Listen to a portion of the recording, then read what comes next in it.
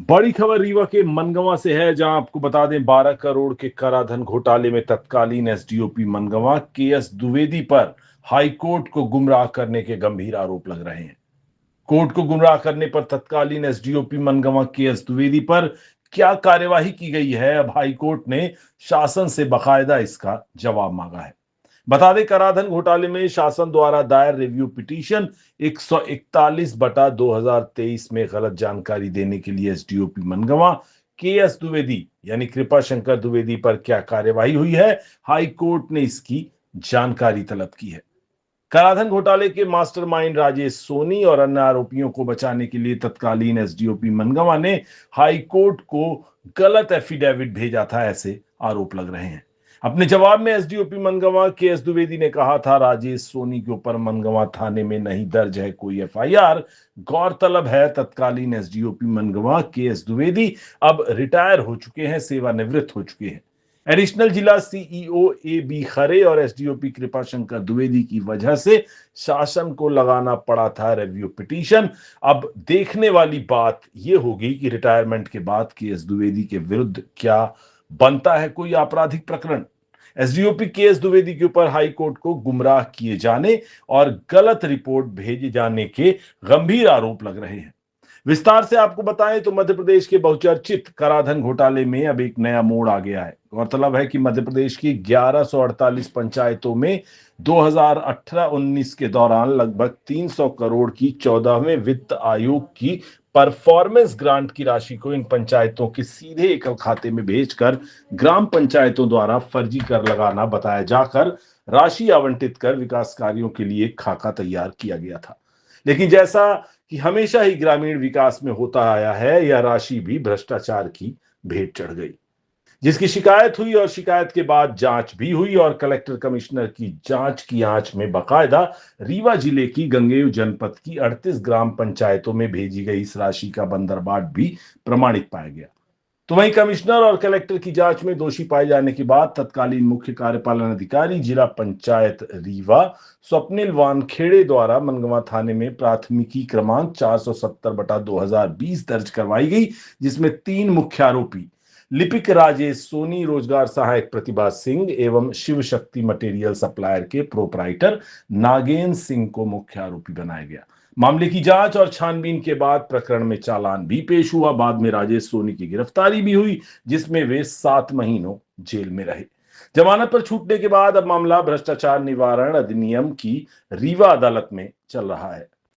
तो वहीं अब गंभीर आरोप लग रहे हैं तत्कालीन एसडीओपी मनगवा केएस द्विवेदी पर। कहा जा रहा है कि इन्होंने हाई कोर्ट जबलपुर को गुमराह किया था, गलत हलफनामा यानी एफिडेविट भेजा था। पर इस मामले में खास बात यह है कि जब आरोपियों के द्वारा अग्रिम जमानत के लिए हाई कोर्ट जबलपुर में अपनी याचिकाएं दायर की गई तो पुलिस से रिपोर्ट तलब की गई।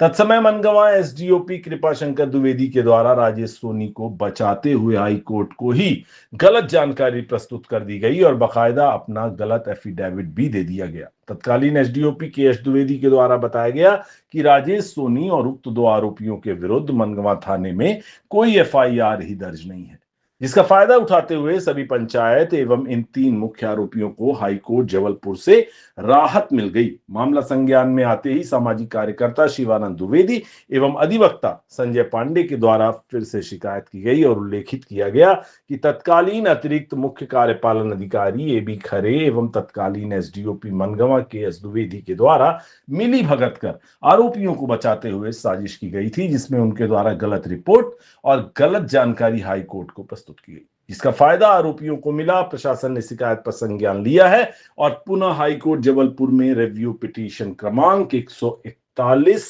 वर्ष 2023 दायर करते हुए कमिश्नर की जांच रिपोर्ट के आधार पर पुनः प्रकरण चलाए जाने और दोषियों पर वैधानिक कार्यवाही करने के लिए याचिका दायर की गई है। बता दें, हाईकोर्ट जस्टिस विशाल मिश्रा की बेंच ने शासन से रिपोर्ट तलब की है। मामला चलता रहा और अभी हाल ही में एक सुनवाई के दौरान बीते 14 अगस्त 2025 को जस्टिस विशाल मिश्रा की बेंच ने अब शासन से जवाब मांगा है कि जिस प्रकार तत्कालीन एसडीओपी मनगवा कृपाशंकर द्विवेदी के द्वारा हाईकोर्ट को गुमराह करते हुए गलत और भ्रामक जानकारी भेजी जाकर आरोपियों को बचाए जाने का प्रयास किया गया था, उसके लिए शासन स्तर से कृपाशंकर द्विवेदी के विरुद्ध भला क्या कार्यवाही की गई। अब तक प्राप्त जानकारी में इस विषय पर शासन के द्वारा हाईकोर्ट को कोई जवाब प्रस्तुत नहीं किया गया है। गौरतलब है कि तत्कालीन एसडीओपी मनगवा केएस द्विवेदी अब सेवानिवृत्त भी हो चुके हैं, लेकिन एसडीओपी के द्वारा जो कृत्य किए गए उससे शासन की लगभग 12 करोड़ के गबन में सभी आरोपियों को राहत मिल गई थी। यदि यह मामला शिवानंद द्विवेदी और संजय पांडे के द्वारा पुनः नहीं उठाया जाता और लड़ाई नहीं लड़ी जाती तो जाहिर है इस पर भी पर्दा डाला ही जा चुका था और अधिकारियों की मिलीभगत से आरोपियों को क्लीन चिट भी मिल चुकी थी।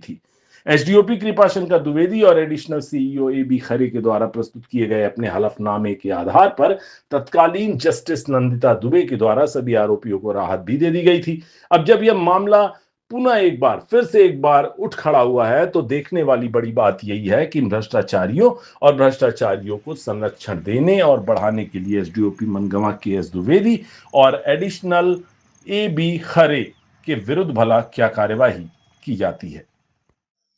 मध्य प्रदेश की 1148 पंचायतों में 2019 के दौरान 300 करोड़ से संबंधित ये जो राशि 14वें वित्त आयोग की परफॉर्मेंस ग्रांट की दी गई थी उसको लेकर के घोटाला हुआ था, जिसमें रीवा जिले की 75 ग्राम पंचायतें सम्मिलित थी। उसमें गंगेव जनपद की 38 ग्राम पंचायतें थी। गंगेव जनपद की 38 ग्राम पंचायतों को लेकर के एक शिकायत की गई थी, जिस पर जाँच हुई थी और कलेक्टर और कमिश्नर दोनों की जाँच में दोषी पाए गए थे। 3 लोगों के ऊपर उसमें FIR दर्ज हुई थी। एक राजेश सोनी लिपिक जो थे गंगेव जनपद में, एक शिव शक्ति प्रोपाइटर के जो हेड थे नागेंद्र सिंह मटेरियल सप्लायर जिसे बेंडर कहते हैं, और फिर नागेंद्र सिंह की एक पुत्री थी, उनका नाम था प्रतिभा सिंह। इन 3 लोगों के ऊपर अपराध क्रमांक 470/2020 दर्ज हुआ था थाना मनगवा में। जब ये मामला हाई कोर्ट पहुंचा, हाई कोर्ट ने रिपोर्ट तलब की तो जो तत्कालीन एडिशनल सीईओ ए.बी. खरे थे, जिन्होंने इसमें जांच भी की थी, और जिला पंचायत में रीवा में, और साथ में एसडीओपी मनगवा जो तत्कालीन श्री कृपाशंकर द्विवेदी थे, इनके द्वारा गलत जानकारी, गलत एफिडेविट, गलत हलफनामा दिया जाकर हाई कोर्ट को गुमराह किया गया था, जिसके आधार पर जो तत्कालीन और अब वो रिटायर्ड हो चुकी हैं श्रीमती नंदिता दुबे जो जस्टिस थी, उन्होंने इनकी पिटीशन को इन्फ्रक्चुअस करके डिसमिस कर दिया था और जो आरोपी गण थे उनको राहत मिल गई थी। इस मामले को लेकर के हमने मुद्दा उठाया, फिर इस पर हमने कहा कि ये गलत हुआ है, इनके विरुद्ध FIR दर्ज थी, गलत इन्फॉर्मेशन इन्होंने दी, इन्होंने कहा कि FIR ही दर्ज नहीं है। फिर मामले में रिव्यू पिटीशन दायर की गई तत्कालीन सीईओ जिला पंचायत रीवा श्री स्वप्निल वानखेड़े के द्वारा, रिव्यू पिटीशन क्रमांक 141 वर्ष 2023। उसी समय राजेश सोनी के द्वारा भी एक रिव्यू पिटीशन दायर की गई थी 63/2023 को अब राजेश सोनी ने वापस ले लिया है, क्योंकि पता चल गया है कि उसमें उनको कुछ हासिल होने वाला नहीं है। और 141 जो रिव्यू पिटीशन थी 2023 की, उसमें अभी हाल ही में जस्टिस श्री विशाल मिश्रा के द्वारा एक आदेश दिया गया है और ये पूछा गया है कि एसडीओपी मनगवा श्री कृपाशंकर द्विवेदी के द्वारा जो गलत जानकारी, गलत हलफनामा प्रस्तुत किया गया था, उस पर शासन के द्वारा क्या कार्यवाही इनके विरुद्ध हुई है।